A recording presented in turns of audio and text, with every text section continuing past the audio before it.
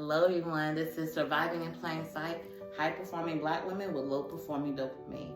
I am your host, Dr. Ashley Nash, and I figured that before the first full episode drops on this Saturday, I should probably come to you all and explain what this is. And so let's start with the High Performing Black Woman part. I am, again, Dr. Ashley Nash. I have a bachelor's in psychology from South Carolina State University.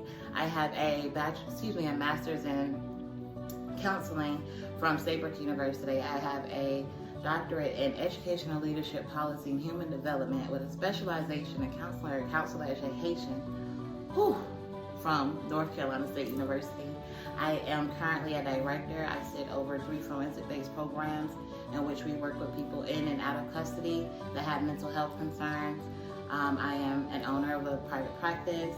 I am a published author, public speaker, professor.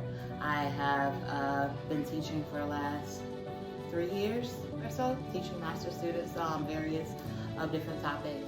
And that is the high-performing Black woman part of this. The low-performing dopamine piece of it is something that I have lived with since I was about 2. I can say the first piece that first time I remembered some trauma happening. And so the low-performing dopamine, that is aligned with my diagnosis of bipolar. I am on the autistic spectrum, just spilled out like that. Generalized anxiety disorder, PTSD. And so I am also a 4-time unaliver attempter, trying to be very so they don't cut it. So I am a 4-time unaliver attempter. I have a wide spread of just different experiences that have shaped who I am in terms of breakdowns, breakups, packing up and moving across country, multiple times in the last 32, almost 33 years. And so this space is going to be an intersection of all of those worlds. Being a high-performing Black woman and bringing on other high-performing Black women with low-performing dopamine, and just having real honest conversations about what happens when these two worlds merge. How do we keep ourselves steady when we try to merge these two worlds?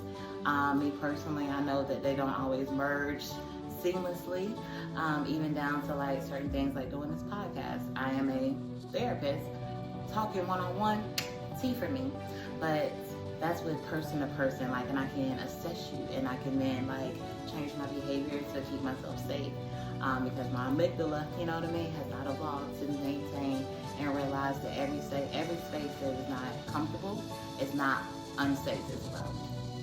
And so, without being able to read body language, I'm a little more awkward, talking to this screen. So that's gonna come out, and then professionally it comes out as well, because in my past, I've had different situations and accomplishments to where I've looked for certain people to be out in the crowd, and when they haven't been there, I've just been crushed, heartbroken, things of that nature. And that comes out professionally, because my team will tell you that it's a rarity that I will deny a day off, because it's listen, if you are needed, your being, your person is needed somewhere else, then I can find a way to do the work. And so this is what the space is gonna be like. I tried to make this as quick as possible. I'm pretty loquacious, so if that's not your style, you probably want to skip it too. You know what I mean? Hit 2 times. So we'll see though. But for now, I thank you. I welcome you for as long as you feel comfortable to stay. And we'll see how this goes.